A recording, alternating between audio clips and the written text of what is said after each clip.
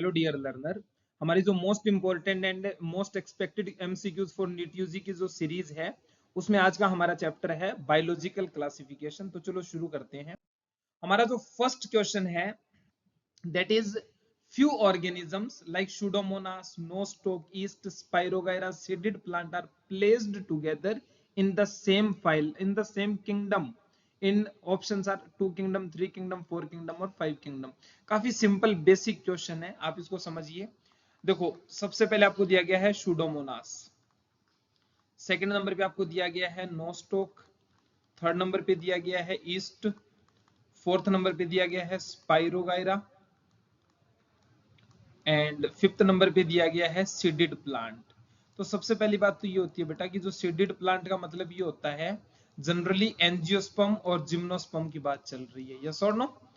आपको पता है जिम्नोस्पर्म में नेक्ड सीड होते हैं, एंजियोस्पर्म में जो सीड्स होते हैं कवर्ड बाय फ्रूट होते हैं। यस और नो?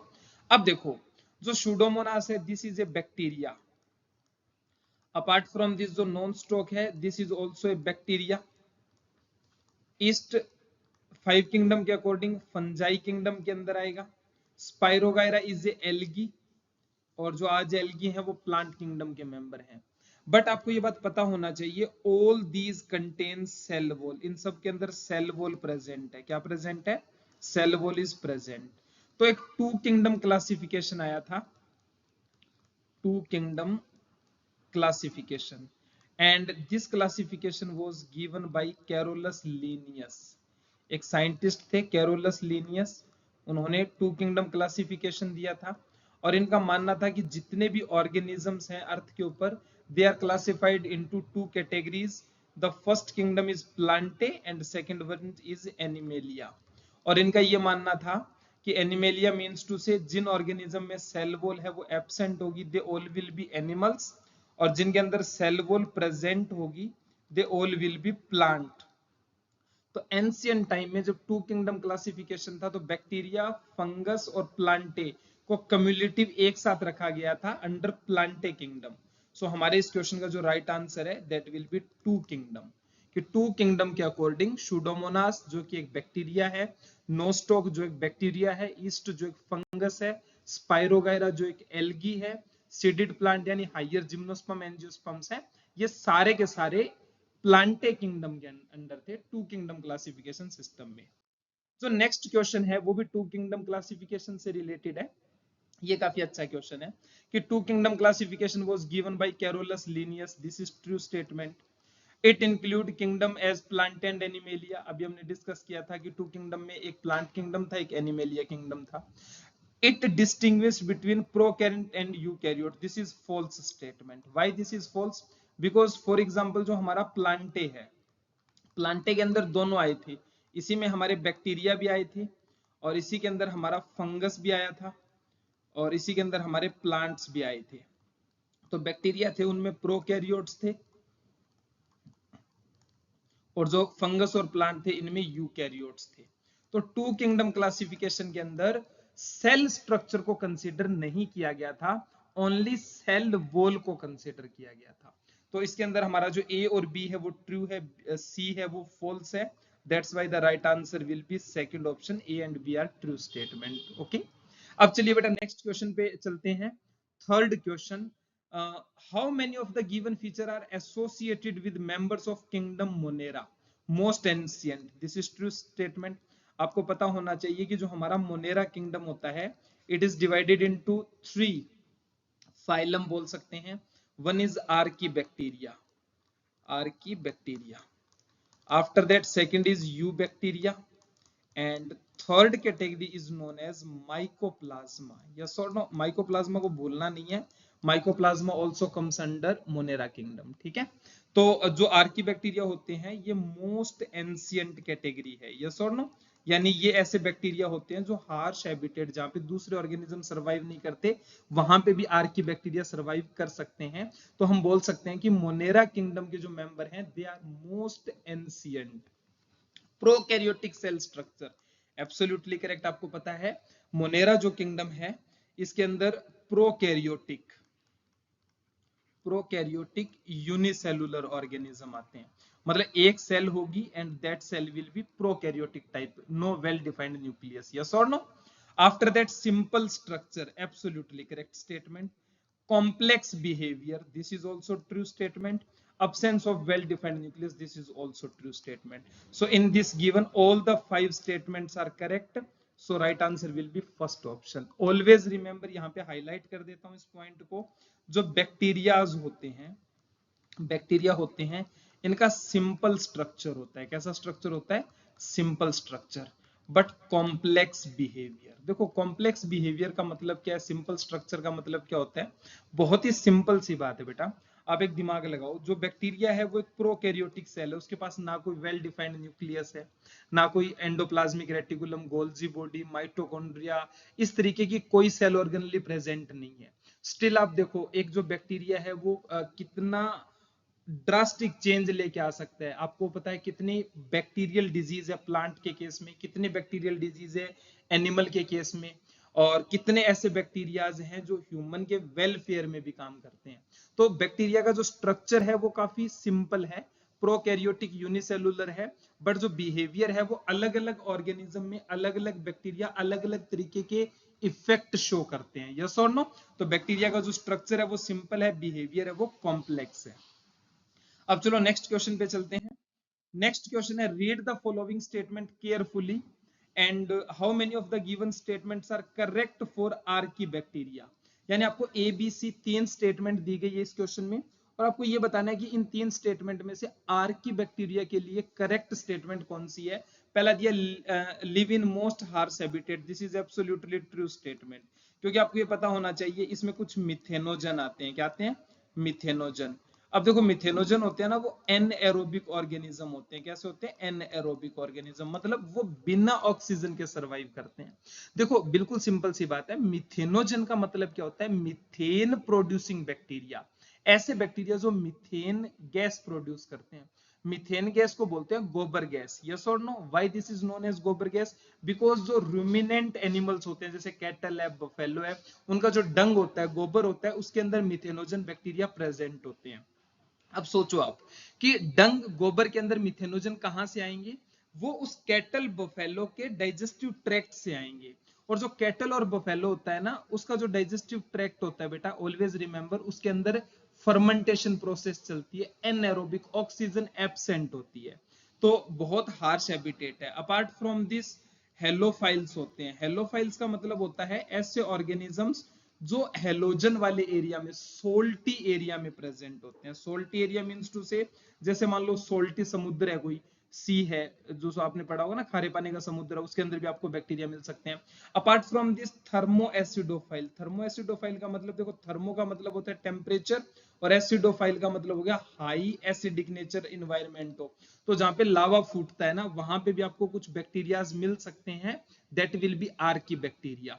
तो बिल्कुल ये बिल्कुल स्टेटमेंट सही है कि आर्की बैक्टीरिया में मिथेनोजन आते हैं, हेलोफाइल्स आते हैं, थर्मोएसिडोफिल आते हैं। After that have pseudopeptidoglycan in its cell wall, this is absolutely true statement। चलो यहाँ पे आप एक चीज नोट कर लीजिए, एक होते हैं आर्की बैक्टीरिया और एक होते हैं बेटा यू बैक्टीरिया। एक आर्की बैक्टीरिया है, एक हमारे पास यू बैक्टीरिया है। जो हमारे पास आर्की बैक्टीरिया होते हैं, इनके अंदर जो सेल वॉल होती है वो बनी होती है सूडो पेप्टाइडोग्लाइकेन, सूडोपेप्टाइडोग्लाइकेन। और जो यू बैक्टीरिया होते हैं, इसके अंदर जो सेल वॉल होती है वो बनी होती है पेप्टाइडोग्लाइकेन। ओके, सूडोपेप्टाइडोग्लाइकेन की होती है आर्की बैक्टीरिया में, और जो ट्रू यू बैक्टीरिया होते हैं उसमें पेप्टाइडोग्लाइकेन की सेल वॉल होती है। ये बात याद रखना, नीट में क्वेश्चन बन सकता है। After that perform oxygenic photosynthesis, this is also absolutely true statement. चलो यहाँ पे आपको एक चीज और एक्सप्लेन करता हूं, just give me a minute. एक चीज और आपको यहाँ पे बहुत ही प्यारी से एक्सप्लेन कर देता हूँ। दो तरीके का फोटोसिंथेसिस होता है, फोटोसिंथेसिस नहीं बोल सकते, दो तरीके का फोटोसिंथेसिस होता है। चलो आप ऐसे बात कर लो कि जो फोटोसिंथेसिस होता है ना, वो दो तरीके का होता है। कौन कौन सा? Oxygenic and anoxygenic. एक होता है ऑक्सीजेनिक और एक होता है अनऑक्सीजेनिक, या नॉन ऑक्सीजेनिक लिख देता हूँ, ज्यादा बेटर रहेगा, नॉन ऑक्सीजेनिक। तो अगर आपसे पूछे ना ऑक्सीजेनिक किस में मिलता है तो आप बोलोगे this is found in archaebacteria. ये किस में देखने को मिलता है? आर्कीबैक्टीरिया में। और नॉन ऑक्सीजेनिक जो फोटोसिंथेसिस होता है ना वो सल्फर बैक्टीरिया में मिलता है। किस में मिलता है? Sulphur bacteria. और अपार्ट फ्रॉम दिस एक कैटेगरी होती है purple green bacteria. Purple green bacteria. तो जो पर्पल ग्रीन बैक्टीरिया है, सल्फर बैक्टीरिया होते हैं, उनके अंदर अपने को क्या मिलता है? Non oxygenic type of photosynthesis मिलता है। तो हमारा क्वेश्चन था आर्की बैक्टीरिया के लिए oxygenic photosynthesis, this is true statement. तो all three are true, that's why the right answer will be second B option. Okay, चलिए देखो इस क्वेश्चन को ऐड करने के पीछे जो मेन मोटिव था हमारा वो ये कॉन्सेप्ट सिखाना था कि ऑक्सीजेनिक और नॉन ऑक्सीजेनिक फोटोसिंथेसिस शो करने वाले बैक्टीरिया के आपको एग्जांपल पता हो, आर्की बैक्टीरिया और यू बैक्टीरिया के सेल वॉल में आपको डिफरेंस पता हो। जो हमारा नेक्स्ट क्वेश्चन है बहुत ही प्यारा क्वेश्चन है, bacteria are always non flagellated. Cocci जो बैक्टीरिया होते हैं, देखो चार तरीके के बैक्टीरिया होते हैं, एक होते हैं कोकाई, एक होते हैं बेसिलाई, और एक जो होते हैं वो होते हैं विब्रियो, और एक जो होते हैं वो होते हैं स्पाइरिला। अब सुनो आप मेरी बात ध्यान से। कोकाई होते हैं वो स्फेरिकल शेप के होते हैं। कैसे होते हैं? स्फेरिकल। बेसिलाई होते हैं वो रोड शेप के होते हैं। विब्रियो जो होते हैं वो कोमा शेप के होते हैं। और स्पाइरिला जो होते हैं वो स्पाइरल इन शेप होते हैं। तो स्पाइरल इस तरीके के हो गए, कोमा इस तरीके का, रोड शेप का जो होता है वो कुछ इस तरीके का हो जाएगा, यस और नो। और जो स्फेरिकल है वो कुछ इस तरीके के होंगे। हमेशा याद रखना स्फेरिकल कोकाई टाइप ऑफ जो बैक्टीरिया होते हैं ना उनके पास कभी भी फ्लैजिला प्रेजेंट नहीं होता, ऑलवेज नॉन फ्लैजिलेटेड। बेसिलाई में कुछ में फ्लैजिला हो सकते हैं, कुछ में नहीं होंगे। विब्रियो में हो भी सकते हैं, नहीं भी हो सकते। स्पाइरिला में फ्लैजिला होते हैं जनरली, ठीक है। तो हमारे क्वेश्चन में था which type of bacteria are always non flagellated, तो right answer will be cocci और कोकस। कोकस वर्ड जो होता है वो सिंगुलर होता है बेटा, चलो ये भी आप नोट कर लो। कोकस जो होता है दैट इज सिंगुलर, और यहीं पे हमारा जो कोकाई वर्ड होता है दैट इज प्लूरल वर्ड, ये हमारा प्लूरल वर्ड होता है। क्लियर है? नेक्स्ट क्वेश्चन मोस्ट इंपॉर्टेंट और मेरा फेवरेट क्वेश्चन है इस चैप्टर का।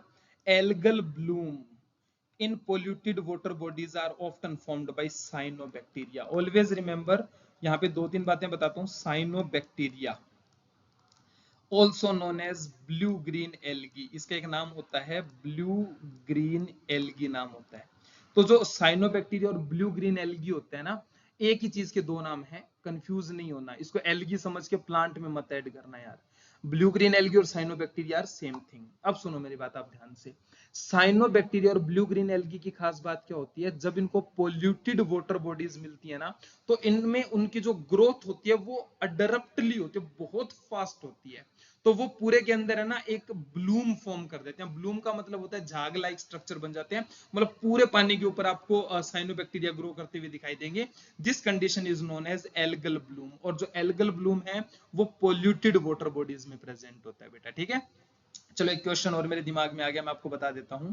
एक होता है लाइकेन होता है बेटा, क्या होता है? लाइकेन। एक होता है लाइकेन। अब देखो लाइकेन की स्टोरी क्या है, ये सल्फर डाइऑक्साइड पोल्यूशन इंडिकेटर होते हैं। क्या होते हैं? Sulphur dioxide pollution indicator. यानी जहां पे सल्फर डाइऑक्साइड का पोल्यूशन होगा ना जिस पर्टिकुलर एरिया के अंदर, वहां पे कभी लाइकेन ग्रो नहीं करेंगे। ये इस चैप्टर का नहीं है, बस ऐसे पोल्यूशन नाम देखा तो दिमाग में आया, बड़ा इंपॉर्टेंट है तो अपन ने ऐड कर दिया। हमारा क्वेश्चन था एल्गल ब्लूम से रिलेटेड। तो जब एल्गल ब्लूम आए तो ये मत सोचना कि कोई एल्गी कोई प्लांट किंगडम का मेंबर करता होगा, नो। एल्गल ब्लूम है वो ब्लू ग्रीन एल्गी जो हमारा साइनोबैक्टीरिया है उसकी वजह से होता है। हमारा जो नेक्स्ट क्वेश्चन है, all of the given criteria are used by RH Whittaker to classify the organisms. अब सुनो मेरी बात, जो आरएच विटेकर थे, जो आरएच विटेकर हैं, इन्होंने 5 किंगडम क्लासिफिकेशन दिया था। कितने किंगडम क्लासिफिकेशन दिया था? 5 किंगडम। 1969 के टाइम दिया था। एट दैट टाइम हमारे देश में इंदिरा गांधी की सरकार थी। ये कॉमन सेंस का क्वेश्चन है, ठीक है। 5 किंगडम क्लासिफिकेशन दिया था। अब आप एक बात को ध्यान से समझिए, कि आर.एच. विटेकर ने 5 किंगडम क्लासिफिकेशन दिया, तो इन्होंने जो क्राइटेरिया लिया था ना, आप देखो कोई भी क्या होता है ना, अगर क्लासिफाई करते हैं तो उसका क्राइटेरिया डिसाइड करना होता है। तो इन्होंने 5 किंगडम क्लासिफिकेशन के लिए 5 क्राइटेरिया डिसाइड किए थे। तो जो पहला क्राइटेरिया था दैट वाज सेल स्ट्रक्चर। पहला क्राइटेरिया कौन सा था? Cell structure. जो दूसरा क्राइटेरिया था दैट वाज बॉडी ऑर्गेनाइजेशन। दूसरा क्राइटेरिया क्या था? Body organisation. जो इनका थर्ड क्राइटेरिया था that was mode of nutrition. क्या था? Mode of nutrition. और जो इनका फोर्थ क्राइटेरिया था that was mode of reproduction. क्या था? Mode of reproduction. और जो इनका फिफ्थ क्राइटेरिया था दैट वाज फाइलोजेनेटिक रिलेशनशिप। क्या था? Phylogenetic relationship. तो आपको ये पांचों के पांचों क्राइटेरिया याद रखने हैं कि 5 किंगडम क्लासिफिकेशन, 5 किंगडम स्टैब्लिश करने के लिए 5 ही क्राइटेरिया डिसाइड किए गए थे: cell structure, body organisation, mode of nutrition, mode of reproduction and phylogenetic relationship. Phylogenetic relationship को इवोल्यूशनरी रिलेशनशिप भी बोल देते हैं। और फिर उसके बाद है ना, इन्होंने 5 किंगडम स्टैब्लिश किए थे, मतलब based on these 5 criteria. In 5 criteria के बेस पे 5 किंगडम स्टैब्लिश किए गए थे। और आप लोगों को 5 किंगडम तो पता ही होंगे। पहला हमारा था Monera, and second was Protista, third kingdom was Fungi, fourth kingdom was Plantae, and last fifth kingdom was Animalia. Yes और नो? अब चलो क्वेश्चन पे चलते हैं। Cell structure, this is true. Body organisation, this is also true. Habit and habitat की कोई बात नहीं की गई थी, this is false, and this is also again true. तो क्राइटेरिया एक्सेप्ट, तो हैबिट एंड हैबिटेट के अलावा बाकी जो 3 क्राइटेरिया ऑप्शन में दिए हैं that were considered by R H. Whittaker. चलिए बेटा नेक्स्ट क्वेश्चन पे चलते हैं। दोनों बहुत अच्छे क्वेश्चन है, ध्यान से सुनिए। पहला क्वेश्चन दिया गया है डाइनोफ्लेजिलेट से रिलेटेड। तो पहला दिया स्टिफ सेलुलोज प्लेट, तो दिस इज ट्रू स्टेटमेंट, हमेशा याद रखना। डाइनोफ्लेजिलेट, जिसका एग्जांपल क्या है? गोनियोलेक्स। गोनियोलेक्स के अंदर जो आउटर मोस्ट लेयर होती है उसके ऊपर सेलुलोजिक सेल वॉल प्रेजेंट होती है। Photosynthetic mode of nutrition, this is also true. Heterokont flagellation, this is also true. Because always remember, इसमें ना डाइनोफ्लेजिलेट में 1 ट्रांसवर्स फ्लेजिला प्रेजेंट होता है, ट्रांसवर्स, एंड 1 लॉन्गिट्यूडनल। 2 फ्लेजिला होते हैं, एक ट्रांसवर्स होता है, एक लॉन्गिट्यूडनल। चलो मैं इसको समझाता हूं आपको। चलो इसको मैं बाद में समझाऊंगा, पहले अपन क्वेश्चन कर लेते हैं। फिर दिया है large amount of cell wall deposit in their habit, this is false statement. Because always remember, जो large amount of cell wall deposit होती है ना, वो होती है क्राइसोफाइटा में। किसमें होती है? क्राइसोफाइटा में। और क्राइसोफाइटा में भी इसका बेस्ट एग्जांपल क्या है? डाइएटम्स होते हैं। यस और नो? तो ये हमारा फॉल्स है, क्या शो नहीं करता, तो right answer will be fourth option. Yes और नो? चलो बेटा next. The organism which is photosynthetic but behaves as heterotroph when deprived of sunlight. यानी वो कौन सा ऑर्गेनिज्म है जो सनलाइट की प्रेजेंस में तो फोटोसिंथेसिस करेगा, ऑटोट्रोप की तरह बिहेव करेगा, और जब सनलाइट एब्सेंट होगी तो वो हेटेरोट्रोप की तरह बिहेव करेगा। तो ये होते हैं यूग्लिनवाइड, यूग्लिना इसका एग्जांपल होता है बेटा। यस और no? So right answer will be first option. Always remember, जो हमारा गोनियोलेक्स होता है this is autotroph, this is autotroph, and paramecium is heterotroph, and desmid is golden algae, chrysophyta का member है, this is also autotroph। always remember, जो हमारे यूग्लिनवाइड होते हैं, जो हमारे यूग्लिना है, यूग्लिनवाइड्स हैं, these are mixotrophs। ये क्या होते हैं? मिक्सोट्रॉफ होते हैं। मिक्सोट्रॉफ का मतलब है मिक्स्ड न्यूट्रिशन है। जब लाइट होगी तो फोटोसिंथेसिस करेंगे, किसी की जरूरत नहीं है, लाइट की जरूरत है। जब लाइट नहीं है तो ये दूसरे ऑर्गेनिज्म पे डिपेंड करेंगे फॉर देयर फूड। ओके, चलो नेक्स्ट पे चलते हैं। Cell wall is replaced by protein rich layer in Euglena. Always remember, जो यूग्लिना होता है ना, यूग्लिना के अंदर प्रोटीनियस सेल वॉल प्रेजेंट होती है, प्रोटीनियस लेयर प्रेजेंट होती है।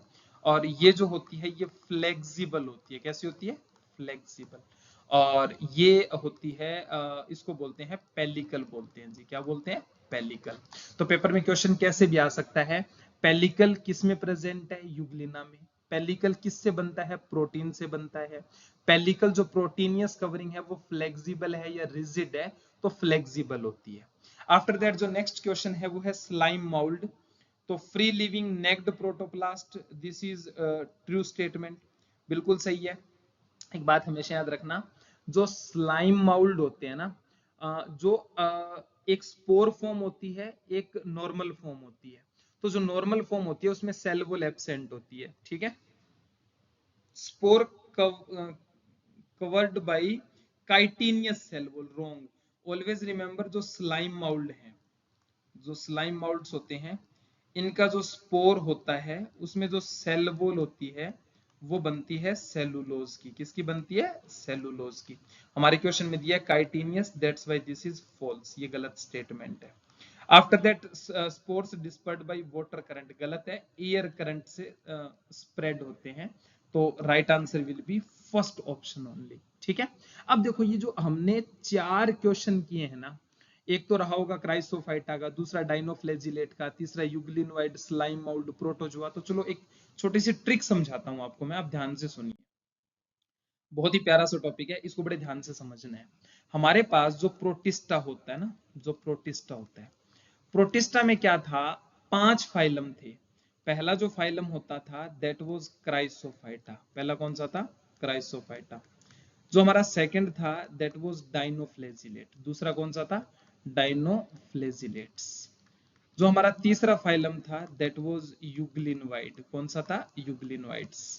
जो चौथा फाइलम था दैट वाज स्लाइम माउल्ड। और जो हमारा पांचवा है इसके अंदर दैट इज प्रोटोजोअन। अब आप एक बात को ध्यान से समझिए, मैं आपको बड़ी ट्रिक से याद करवाता हूँ, बड़ा इजी है। देखो बेटा, इसमें जो दो ऊपर वाले जो दो थे ना, इनके एक जैसे कैरेक्टर थे, नीचे वाले जो दो थे इनके एक जैसे कैरेक्टर थे। और ये जो यूग्लिनोइड है ना, ये यूनिक था, ये अपने आप में अलग था। कैसे अलग था? आप समझो मेरी बात। ऊपर वाले जो दोनों थे ना, दीज वर ऑटोट्रॉफ। कैसे थे? ऑटोट्रॉफ्स। और जो नीचे वाले दो थे दीज वर हेटेरोट्रॉफ्स। ये कैसे थे? हेटेरोट्रॉफ्स। और जो हमारा यूग्लिनोइड है ना, दिस वाज मिक्सोट्रोफ। कैसा था? मिक्सोट्रोफ। जहां पे मैं नीट यूजी की प्रिपरेशन करता था 2019 से पहले, 19 में नीट यूजी दिया था मैंने, बायो 360 आउट ऑफ 360 के साथ, ठीक है। सोचा बता देते हैं। तो उस टाइम पे हमारे एक सर हुआ करते थे, उन्होंने हमें एक ट्रिक से ये याद करवाया था। उसके बाद पिछले 4 साल से मैं भी सेम ही ट्रिक से बच्चों को याद करवाता हूं। तो देखो कैसे याद करना है। जो हमारा यूग्लिनोइड है ना, ये हमारा स्टार है। स्टार मींस टू से एक्टर है। तो पॉपुलर एक्टर की अगर अपन बात करें तो आप किसी को भी उठा लीजिए, सलमान खान की बात करते हैं। जैसे हमारे जो सर थे उन्होंने भी सलमान खान का एग्जाम्पल लिया था, that's why I am taking the same example. अब क्या हुआ, सलमान खान का घर बीच में है, 2 घर इससे ऊपर है, 2 घर इससे नीचे है। तो ऊपर वाले जो 2 घर हैं मींस टू से जो क्राइसोफाइट और जो डाइनोफ्लेजिलेट हैं, देवर ऑटोट्रॉफ। वो कैसे थे? ऑटोट्रॉफ थे। और जो सलमान खान की बिल्डिंग के नीचे यानी यूग्लिनोइड के नीचे वाले जो 2 फ्लोर थे वो हेटेरोट्रॉफ थे। तो अब स्टार है, उसको कुछ डिफरेंट करना पड़ेगा ना। तो स्टार ने अपने यूग्लिना ने क्या डिसाइड किया कि जब अपने पास सनलाइट होगी तो अपन ऑटोट्रॉफ की तरह बिहेव करेंगे, और जब सनलाइट नहीं होगी तो हेटेरोट्रॉफ की तरह बिहेव करेंगे। तो अपन ऊपर वालों से भी अलग हो गए, नीचे वालों से भी अलग हो गए। यस और नो? चलो सेकंड इंपॉर्टेंट बात पे चलते हैं। ऊपर वाले जो 2 थे ना, इन दोनों के पास सेल वॉल प्रेजेंट थी। इन दोनों के पास जो सेल वॉल थी वो प्रेजेंट थी। और नीचे वाले जो 2 थे ना, इन दोनों के पास जो सेल वॉल थी वो एब्सेंट थी। अब हमारा जो यूग्लिना है वो स्टार है ना, उसको कुछ डिफरेंट करना है। तो उसने क्या डिसाइड किया कि इसके पास सेल वॉल होगी ना, वो नॉर्मल सेल वॉल जैसी नहीं होगी, इसमें प्रोटीन रिच पेलिकल प्रेजेंट होगी। क्या होगी? Protein rich pellicle. और हमारे सर ने यह भी बताया था कि जो प्रोटीन रिच पेलिकल है, अब देखो स्टार है तो इसको तो डांस वांस करना पड़ेगा। तो डांस वांस करना पड़ेगा तो फ्लेक्सिबल बॉडी होनी चाहिए। कैसी होनी चाहिए? फ्लेक्सिबल। तो इसकी जो बॉडी होती है वो फ्लेक्सिबल होती है। कैसी होती है? फ्लेक्सिबल होती है। अब चलो एक इंपॉर्टेंट चीज यहीं पे नोट करवा देता हूं बेटा, आप स्टार मार्क करके इस चीज को आप एक्स्ट्रा नोट कर लीजिए कि जो क्राइसोफाइट होते हैं ना, इसका एक एग्जांपल होता है डाइएटम। क्या होता है? डाइएटम। और इसकी जो सेल वॉल होती है ना, सेल वॉल जो होती है उसमें सिलिका प्रेजेंट होती है। क्या प्रेजेंट होती है? सिलिका। और जो डाइनोफ्लेजिलेट होते हैं, इसकी जो सेल वॉल होती है ना, इसकी सेल वॉल के अंदर सेलुलोज प्रेजेंट होता है। क्या प्रेजेंट होता है? सेलुलोज। और ये मैं बता ही चुका हूं, पेलिकल है वो प्रोटीन की बनी है। एक बात याद रखना, स्लाइम माउल्ड के अंदर सेल वॉल एब्सेंट है, बट अभी हमने क्वेश्चन भी किया था, spore of slime mould. Slime mould के अंदर जो स्पोर होते हैं ना, just give me a second, slime mould, MOULDS, जो स्लाइम मोल्ड्स होते हैं, स्पोर कब बनते हैं? अनफेवरेबल कंडीशन में। कब बनेंगे? अनफेवरेबल कंडीशन में। तो उसके ऊपर है ना सेलुलोजिक सेल वॉल प्रेजेंट होगी। कैसी होगी? Cellulosic cell wall, cellulosic cell wall present होगी। ठीक है, तो आपको इतना ध्यान रखना है। क्लियर है? तो अगर आपको ये कॉन्सेप्ट पता है तो इससे पहले हमने जो भी 4-5 क्वेश्चन किए आप उसके आंसर अच्छे से कर सकते हैं। ठीक है, चलिए आगे बढ़ते हैं। हमारा जो नेक्स्ट क्वेश्चन है, the most common vegetative reproduction in fungus is through occurs all except.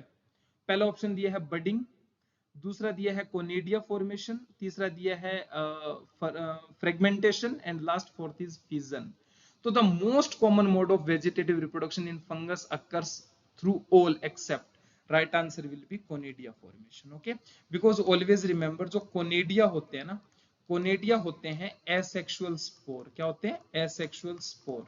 और जो एसेक्सुअल स्पोर बनते हैं वो बनते हैं अनफेवरेबल कंडीशन में। कब बनते हैं? Unfavourable condition. Always remember, spore किसी भी चीज के हो हमेशा अनफेवरेबल कंडीशन में बनते हैं, जबकि फेवरेबल कंडीशन में अगर फंगस को एसेक्सुअल रिप्रोडक्शन करना है तो उसमें जनरली बडिंग हो सकती है, फ्रेगमेंटेशन हो सकता है, फिजन हो सकता है। ठीक है, चलिए next question, which of the following is asexual structure in fungus conidia.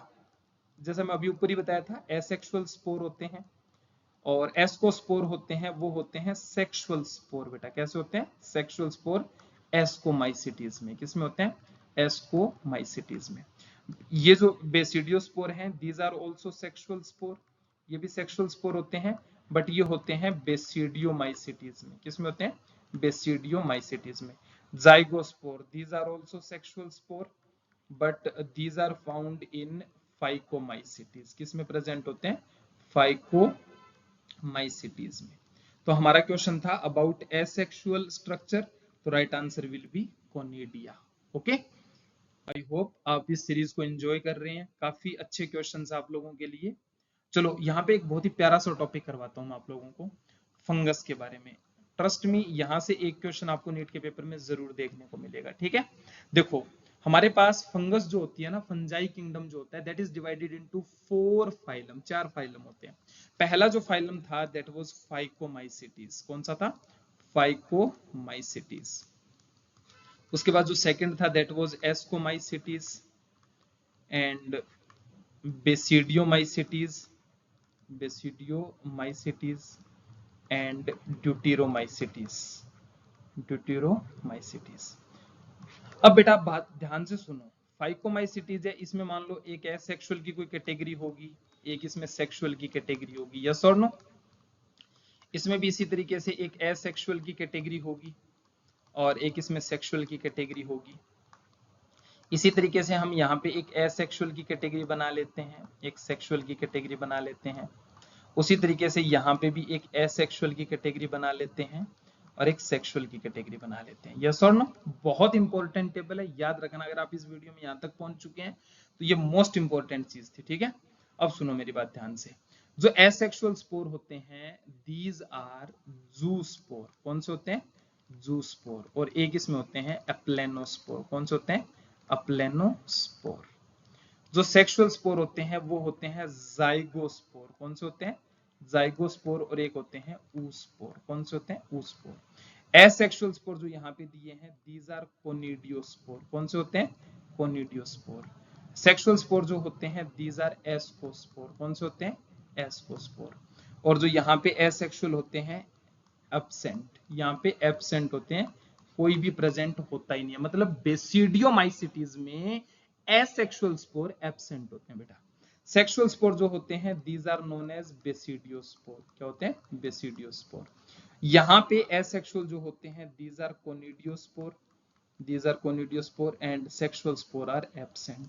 अब देखो जो एब्सेंट उनको रेड कलर से लिख देता हूं ताकि कभी जिंदगी में ना भूलो, यस और नो। जब आप एमबीबीएस करोगे, माइक्रोबायोलॉजी सब्जेक्ट आएगा, वहां पे भी ये चीज आपके काम आएगी। ठीक है, एब्सेंट एंड एब्सेंट। चलो अपन थोड़ा सा और आगे बढ़ते हैं। अब देखो थोड़ा सा इनका एक ओरिजिन समझाता हूं मैं आपको। ये जो होते हैं ना, दीज आर एंडोजिनस, ये जो होते हैं these are endogenous and these are exogenous, these are endogenous, these are exogenous and these are exogenous. Is it clear to you?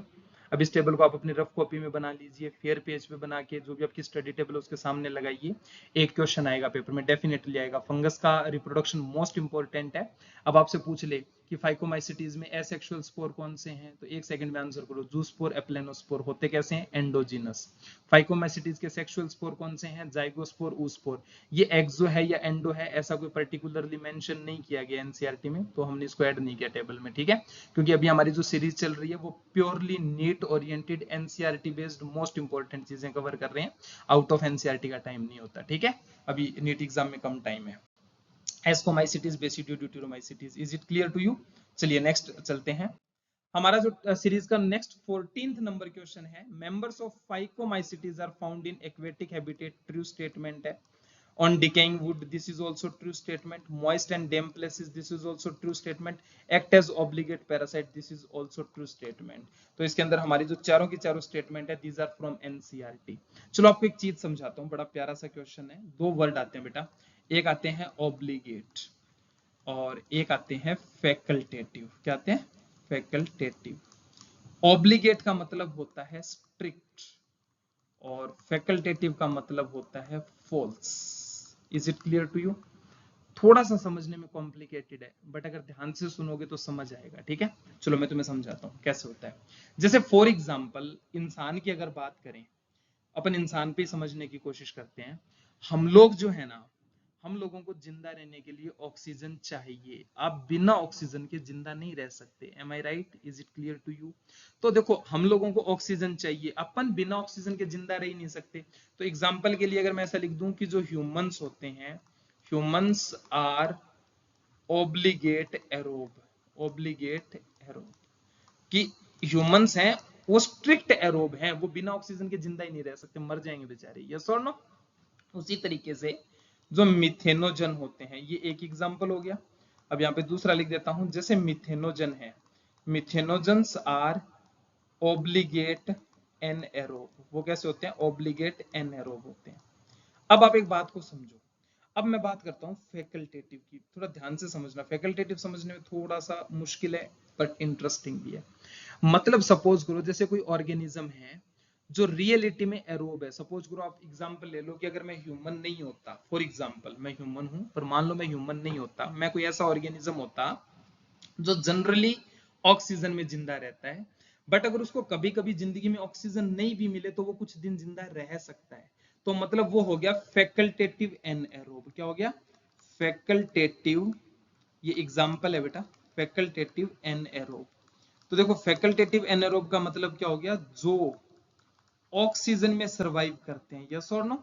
जो ऑक्सीजन में सरवाइव करते हैं बट बिना ऑक्सीजन के भी जी सकते हैं। यस और नो? बिना O2 के भी जी सकते हैं। अब आप इसको आराम से बैठ के समझने की कोशिश करना। फिर भी अगर नहीं समझ आए तो मेरे को कमेंट सेक्शन में लिख देना, मैं ऑब्लिगेट और फैकल्टेटिव पे डिटेल्ड वीडियो बना दूंगा, ठीक है। चलो next question. Read the following statement and select two of them which are correct for the members of Basidiomycetes. Asexual reproduction takes place by non-motile spore. तो देखो, बेसिडियोमाइसिटीज की बात चल रही है, बेसिडियोमाइसिटीज। तो बेटा आपको पता होना चाहिए इसके अंदर तो एसेक्सुअल स्पोर एब्सेंट होते हैं। इसमें एसेक्सुअल स्पोर जो होते हैं वो एब्सेंट होते हैं, अभी तो मैंने समझाया था। तो ये तो फॉल्स स्टेटमेंट है। Mycelia are branched and septate, तो ट्रू स्टेटमेंट है। जो माइसीलियम होता है वो ब्रांच्ड होता है, सेप्टेट होता है। Sexual spore are produced exogenously. तो मैंने आपको बताया होगा ना कि हमारे पास, देखो इसका ऐसे ट्रिक से याद रखते हैं। Phycomycetes, asco, asco, basidiomycetes, asexual, asexual, sexual, sexual, ये होता है एंडो, ये होता है एक्सो, ये होता है एंडो और ये होता है एक्सो। तो जो सेक्सुअल स्पोर्स जो होते हैं वो प्रोड्यूस होते हैं exogenously, this is true statement. They are commonly known as club fungi, this is also true statement. Just wait a minute, इसको चेक करने दो। Sexual spore are produced by exogenously, और किसके बारे में पूछा है, बेसिडियोमाइसिटीज में, तो ट्रू स्टेटमेंट है। तो इसके अंदर ऑप्शंस में करेक्शन है, बाकी इसका जो राइट आंसर होगा that will be B, C and D are true. Okay, this will be the right answer. चलिए नेक्स्ट क्वेश्चन पे चलते हैं। Which of the following is not a fungal disease. पहला दिया है ब्लैक रस्ट। तो देखो जो ब्लैक रस्ट होती है वो वीट के अंदर देखने को मिलती है, और इसका जो पॉजिटिव एजेंट होता है वो पक्सीनिया होता है, और जो पक्सीनिया है वो एक फंगस होती है बेटा, यस और नो। आफ्टर दैट आपको दिया है व्हाइट रस्ट। तो जो व्हाइट रस्ट होता है वो मस्टर्ड पे देखने को मिलता है, सरसों पे देखने को मिलता है, और ये जो होता है this is also a fungal disease, ये भी क्या है, फंगल डिजीज है। और इसका जो पॉजिटिव एजेंट होता है वो एल्ब्यूगो कैंडिडा होता है, क्या होता है, एल्ब्यूगो कैंडिडा। एल्ब्यूगो कैंडिडा नाम की एक फंगस होती है जिससे व्हाइट रस्ट ऑफ मस्टर्ड होता है। उसके बाद आप आ जाओ सिट्रस कैंकर पे। सिट्रस कैंकर, तो जो सिट्रस कैंकर है this is a bacterial disease, ये कैसी डिजीज है, bacterial disease. Apart from this last दिया है लेट ब्लाइट ऑफ पोटैटो होता है बेटा, ठीक है, पूरा नाम होता है लेट ब्लाइट ऑफ पोटैटो। और जो late of blight of potato होता है ये भी एक फंगस से फैलता है, और फंगस का नाम होता है Phytophthora, Phytophthora infestans, infestans. Is it clear to you. तो मीन्स टू से कौन सा फंगल डिजीज नहीं है, right answer will be citrus canker. Citrus canker है वो एक बैक्टीरियल डिजीज है, और मैंने आपको पूरा बता दिया, ब्लैक रस्ट है वो वीट में होता है पक्सीनिया की वजह से, व्हाइट रस्ट मस्टर्ड में होता है एल्ब्यूगो कैंडिडा फंगस की वजह से, लेट ब्लाइट ऑफ पोटैटो जो है वो फाइटोप्थेरा इन्फेस्टेंस के लिए। एक क्वेश्चन आपके लिए है, जैसे लेट ब्लाइट ऑफ पोटैटो होता है वैसे एक अर्ली ब्लाइट ऑफ पोटैटो होता है, तो आपका जो क्वेश्चन है वो मैं आपको देता हूं early blight of potato, early blight of potato. तो आपको मेरे को देख के ये बताना है कि अर्ली ब्लाइट ऑफ पोटैटो का पॉजिटिव एजेंट क्या है। चलिए नेक्स्ट क्वेश्चन पे बढ़ते हैं। Select the correct match. Virus means poisonous fluidum venom for human bacteria and plant. True, absolutely correct. कि जो वायरस है वो एक विनम वर्ड से ओरिजिनेट हुआ है जिसका मतलब होता है पॉइजनस फ्लूइड, और ये बैक्टीरिया प्लांट एनिमल सबको अफेक्ट कर सकता है, ठीक है। Animal virus single stranded DNA, this is false, because always remember, मैं टेबल बनवा देता हूं। जनरली आप टेबल बना लीजिए। जनरली जो वायरस प्लांट को अफेक्ट करते हैं, किसको अफेक्ट करते हैं, प्लांट को, उनके अंदर होता है सिंगल स्ट्रैंडेड आरएनए। क्या प्रेजेंट होता है, सिंगल स्ट्रैंडेड आरएनए। जो वायरस एनिमल को अफेक्ट करते हैं या तो उनमें सिंगल स्ट्रैंडेड आरएनए होगा, या डबल स्ट्रैंडेड आरएनए प्रेजेंट होगा, या उनमें डबल स्ट्रैंडेड डीएनए प्रेजेंट होगा। और जो वायरस बैक्टीरिया को अफेक्ट करते हैं उनके अंदर डबल स्ट्रैंडेड डीएनए प्रेजेंट होता है, यस और नो। तो हमारे क्वेश्चन में दिया गया है कि एनिमल को अफेक्ट करने वाले में सिंगल स्ट्रैंडेड डीएनए, गलत है, सिंगल स्ट्रैंडेड डीएनए वाले वायरस कभी भी एनिमल्स को अफेक्ट नहीं करते। Contagium vivium fluidium, non-living infectious fluid. This is also false statement because ये false है बेटा। क्यों false है? In 1898 एक साइंटिस्ट थे M.W. बेजेरिंग, इन्होंने एक स्टेटमेंट दिया था कि कॉन्टेजियम